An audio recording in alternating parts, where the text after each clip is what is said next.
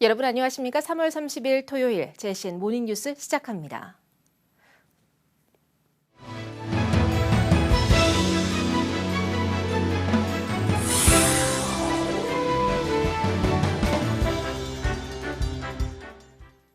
울산의 각 선거구 관전 포인트를 짚어보는 시간, 오늘은 북구입니다.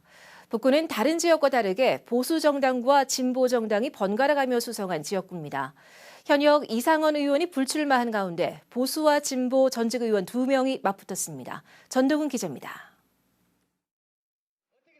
국민의힘 박대동 북구 후보는 19대 총선에서 울산 북구에 출마해 이미 한 차례 금배지를 단 경험이 있습니다. 그 이후 울산 북구에서 2018년 재보궐선거와 21대 총선에 출마했지만 당시 더불어민주당 이상원 후보에게 졌습니다. 박 후보는 다시 여의도 입성을 향한 활시위를 당기며 승리를 다짐합니다. 검증된 능력과 탄탄한 인맥으로 북구 지도의 미래를 바꿔놓겠습니다. 국민의힘 돌풍을 일으키는 주역이 되겠습니다. 진보당 윤종호 북구 후보는 더불어민주당, 새진보연합, 진보당의 야권 단일화 후보로 두 번째 당선을 노립니다.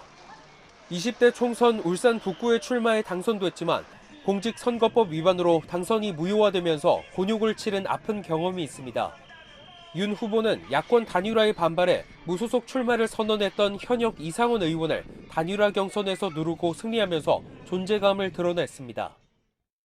민생을 몰라도 너무나 모르는 윤석열 정권, 야권 단일 후보인 저 윤종호가 반드시 승리하여 심판하겠습니다. 땀을 일하는 사람이 대접받고 노동의 가치가 존중받는 세상을 열겠습니다. 34년간 현대자동차 현장 노동자로 일했던 무소속 박재묵 후보가 첫 정치 입문을 노립니다. 박 후보는 2018년 울산 북구 재보궐선거, 21대 총선에 출마한 경험이 있지만 모두 마지막 등수로 경선을 마감했습니다. 전직 의원들과의 대결인데 북구가 노동자의 도시임을 강조하며 각오를 밝혔습니다. 저는 현대자동차에서 34년 현장에 일로 했습니다. 이 노동자로서 북구에 노동자 국회의원을 만들어줘야 안 되겠습니까?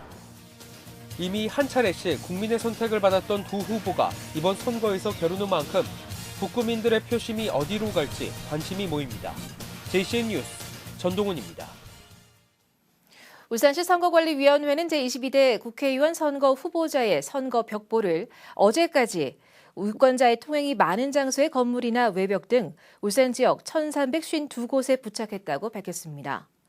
선거 벽보에는 후보자의 사진과 성명, 기호, 학력, 경력, 정견 등 후보자 정보를 쉽게 파악할 수 있는 내용으로 꾸며졌습니다. 울산시 선관위는 선거 벽보의 내용 중 학력과 경력 등에 대해 거짓이 있다면 누구든지 관할 선관위에 이의를 제기할 수 있다고 밝혔습니다.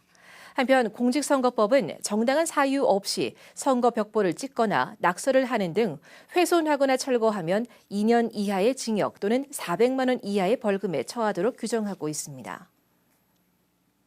울산시 선관위는 제22대 국회의원 선거와 울산시 의회 북구시의원 보궐선거의 사전투표일과 선거일에 중증장애인 등 거동이 불편한 선거인의 이동 편의를 위해서 차량과 활동보조인을 지원한다고 밝혔습니다.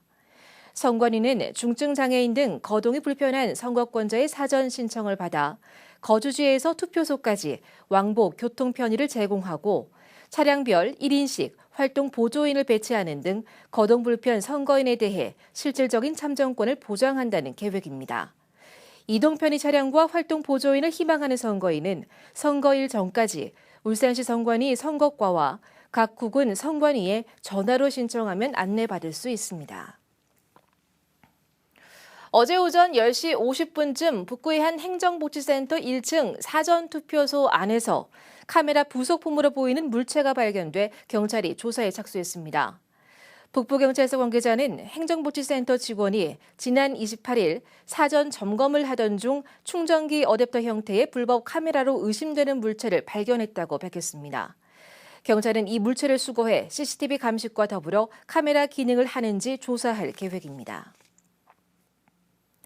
울산시는 유니스트와 지역 응급의료기관 7개소와 함께 어제 대회의실에서 양성자 치료센터 건립 업무 협약을 체결했습니다. 이 협약에 따라 울산시와 학계, 의료계는 울산에 양성자 치료센터를 건립해 암 치료 분야의 지역별 의료 서비스 격차를 해소하는 데 공동으로 노력하기로 했습니다. 한편 양성자 치료는 인체 내 정상 조직에는 별 영향을 주지 않고 암 조직 부위 도달 순간 최고의 방사선 에너지를 쏟아 암 세포만을 파괴하는 치료 기법으로 국내에는 경기도 고양시 소재의 국립암센터와 삼성 서울병원 두 곳에서 운영 중입니다. 꿈의 암 치료라 불리는 양성자 치료센터가 울산에 구축되면은 수도권하고 의료 격차가 크게 줄어들 것으로 생각하고요. 앞으로 양성자 치료센터와 함께 산재 전문 공공병원 건립 등을 계속 추진해 나가면서 울산의 의료 수준을 크게 높여가겠습니다. SD현대중공업은 최근 페루 국영 시마 조선소로부터 호위함과 원해 경비함, 상륙함 등 총 4억 6,290만 달러 규모의 함정 4척을 수주했다고 밝혔습니다. 이는 국내 기업의 중남미 방산 수출 사상 최대 규모입니다. 특히 이번 SD현대중공업의 수주는 국방부와 방위사업청, 코투라 등 정부 기관과 기업이 팀 코리아가 돼 쟁쟁한 경쟁국들을 제치고 이뤄냈다는 점에서 더욱 의미가 깊다는 평가를 받고 있습니다. SD현대중공업은 향후 15년간 페루 해군의 전력 증강을 위한 전략적 파트너로서 협력을 이어나가게 되며 이에 따라 후속 사업을 수주할 가능성도 매우 높아질 것으로 전망됩니다. 드디어 울산이 분홍빛으로 물들기 시작했습니다. 지난주 작천정 벚꽃축제 때는 꽃이 피지 않아 애를 태웠는데 어제 시작된 궁궐항 벚꽃 한마당엔 벚꽃이 꽃망울을 터뜨리면서 시민들의 마음을 환하게 해주고 있습니다. 라경훈 기자가 보도합니다.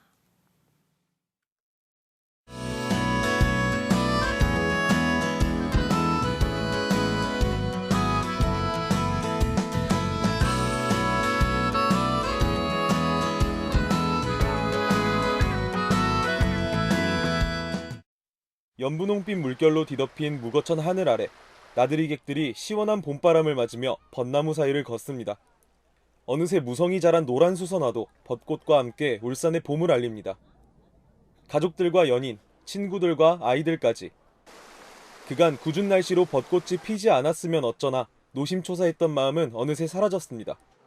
너무 예뻐요. 그리고 덜 피으리라 생각하고 왔는데 활짝 핀 것도 있고 덜 피는 거 있고 앞으로 필 기대감이 너무 예쁘고 좋아요. 울산에 봄이 왔다는 소식에 먼 나라에서도 한달음에 달려왔습니다. Yeah, to see the flower, the 벚꽃. The weather is really nice and the flower is beautiful. 울산 대표 벚꽃 축제인 궁궐항 벚꽃 한마당이 400여 그루의 벚나무와 2만여 본의 노란빛 수선화로 관광객들을 맞이하고 있습니다. 지금 무거 궁궐항에는 봄 소식을 가득 담은 노란 수선화 벚꽃이 활짝 웃는 얼굴로 시민 여러분들을 기다리고 있습니다. 많이 찾아오셔서 봄을 만끽해 주시기 바랍니다. 행사 구간을 옥현 3교까지 확장한 이번 축제는 이틀 동안 주간과 야간 각종 볼거리와 즐길거리들로 관광객들을 맞이합니다. 올해 울산의 벚꽃은 평년보다 이틀 빠른 지난 27일부터 피기 시작해 다음 주에 절정에 이를 예정입니다. JCN 뉴스 라경훈입니다. 울산시 보건환경연구원은 야외 활동이 많아지는 4월부터 11월까지 진드기 분포 조사와 병원체 감시 사업을 시작한다고 밝혔습니다. 이 사업은 중증 열성 혈소판 감소 증후군과 라임병의 원인이 되는 참진드기 매개 질병을 사전 예방하기 위한 것으로 솔마룻길 일원 4개 지점에서 진행됩니다. 울산에서는 지난해 진드기에 물려서 쯔쯔 가무시증 177명, 중증 열성 혈소판 감소 증후군 3명의 환자가 발생했었습니다. 울산시 보건환경연구원은 4월부터 6월까지 3개월간 올해 상반기 악취 실태 조사를 실시합니다.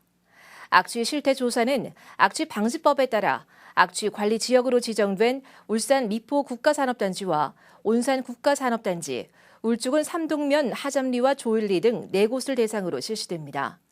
조사는 악취 민원이 집중되는 시기에 맞춰서 2일 이상 1일 3회, 새벽, 주 야간 시간대별로 세밀하게 나누어 환경부에서 지정한 복합 악취와 지정 악취 물질인 알데하이드류, 휘발성 유기 화합물 등 23개 항목에 대해서 실시합니다. 울주군이 올해 봄철 소나무 재선충병 방제 마무리에 총력을 다하고 있습니다. 울주군은 지난해 11월 책임 방제구역 10개 지구의 소나무 3만 1000여 그루 방제를 시작으로 올해 봄철 책임 방제구역 30개 지구의 7만 8천여 그루에 대한 소나무 재선충병 방제를 추진 중이라고 밝혔습니다. 특히 산림병 해충 예찰 방제단 25명을 투입해 피해지 내에 나무 주사를 놓는 동시에 추가로 예비비 70억 원을 긴급 투입해 재선충병 피해목 10만 9천여 그루에 대한 방제를 완료할 계획입니다. 울산 지역 초중고 학생 10명 중 3명은 과체중과 비만을 합친 비만군에 해당하는 것으로 나타났습니다.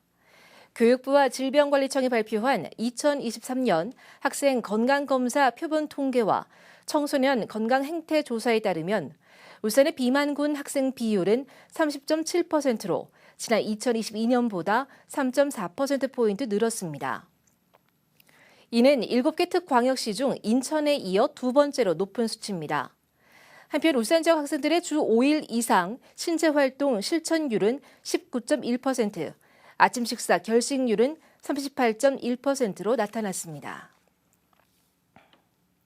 남구보건소가 주민들의 건강관리를 돕기 위한 찾아가는 건강 체크 사업을 시작했습니다. 이 사업은 자원봉사자가 행정복지센터의 부스를 운영해 혈압과 혈당 등을 스스로 측정할 수 있도록 돕고 이후 보건소는 건강 상태에 따라서 검사와 관리가 필요한 주민들을 대상으로 집중 관리에 들어가는 형태로 운영됩니다. 남구보건소는 이달 대현동 행정복지센터를 시작으로 오는 11월까지 관내 14개 동행정복지센터로 사업을 확대 운영합니다. 디지털을 기반으로 한 울산 최초의 스마트 모델 교실이 울주군 삼남초등학교에 들어섰습니다. 학생과 학부모, 교사의 의견이 반영돼 학습 공간뿐만 아니라 휴식 공간과 미디어 제작 공간까지 조성됐는데요. 학생들의 큰 호응을 얻고 있습니다. 박영훈 기자가 다녀왔습니다. 울산의 한 초등학교 모듬학습 시간. 교사가 학생들에게 민주주의에 대해 가르치고 있습니다. 기초 개념에 대한 설명이 끝나자 교사는 발표 과제가 담긴 링크를 학생들에게 공유합니다. 학생들은 모둠별로 링크에 접속한 뒤 각자 태블릿을 통해 배운 내용을 바탕으로 인터넷을 활용해 발표 자료를 준비합니다. 모둠별로 마련된 전자칠판에 자료를 실시간으로 공유하기도 하고 함께 만든 발표 자료를 전자칠판을 통해 직접 발표도 해봅니다. TV랑 인터넷을 통해서 공부하니까 머리에 좀 더 잘 들어오고 지식도 좀 더 쌓이는 것 같아요. 이 교실은 기존 교실의 1.5배 크기인 더하기 교실. 울산시 교육청의 학교 공간혁신 다담 프로젝트의 일환으로 학생과 학부모, 교사의 의견을 반영해 조성된 울산 최초의 스마트 모델 교실입니다. 애들이 불편했던 게 모둠학습할 때 공유를 하고 그리고 모둠학습 공간이 좀 부족했어요. 그래서 그 모둠학습 공간을 할 수 있게 조성을 이렇게 해서 쉽게 애들이 할 수 있고 공유할 수 있는 공간으로 만들었습니다. 수업 공간뿐만 아니라 교실 뒤편엔 교과와 연계할 수 있는 스마트팜이 조성됐고 교실 밖에 미디어 제작실이 새로 지어져 학생들의 영상 창작 활동을 위한 공간이 되고 있습니다. 방송이나 유튜브 그런 걸 배우거나 뭐 하고 싶은 학생들에게 정말 좋은 것 같습니다. 아무것도 없던 복도도 빔 프로젝트 활용이 가능한 학습 거실이 새롭게 들어서면서 쉬는 시간 학생들의 여가활동 공간으로 탈바꿈했습니다. 학생과 학부모, 교사가 직접 기획에 참여해 구성된 삼남초의 스마트 모델 교실이 내년부터 전국적으로 도입될 AI 디지털 교과서 활용 수업을 위한 본보기가 되고 있습니다. JCN 뉴스 박영훈입니다. SO일은 어제 울산시장실에서 햇살 나눔 자원봉사 프로그램 사업비 1억 원을 울산시 자원봉사센터에 전달했습니다. 어제 전달된 사업비 1억 원은 햇살 나눔 자원봉사 프로그램 지원 사업과 반려 해변 가꾸기 캠페인 등에 사용됩니다. SO일은 사회복지시설에 대한 자원봉사 활동뿐만 아니라 김장 나눔 행사, 농산물 꾸러미 전달 등 어려운 이웃을 위한 다양한 봉사 활동을 전개하고 있습니다. 제27회 울산 연극제가 어제 울산 북구 문화예술회관에서 개막식과 함께 첫 공연을 시작으로 11일간의 일정에 들어갔습니다. 이번 울산 연극제는 개막 공연인 극단 울산의 억새풀을 비롯해 극단 새소래의 얼음 송곳과 극단 푸른가시에 96m 등 6개 극단이 4월 8일까지 북구문화예술회관에서 격일 간격으로 공연을 갖습니다. 이번 연극제에서 단체 대상을 수상한 극단의 작품은 오는 6월 28일부터 7월 14일까지 경기도 용인에서 열리는 제42회 대한민국 연극제에 울산 대표로 참가하게 됩니다.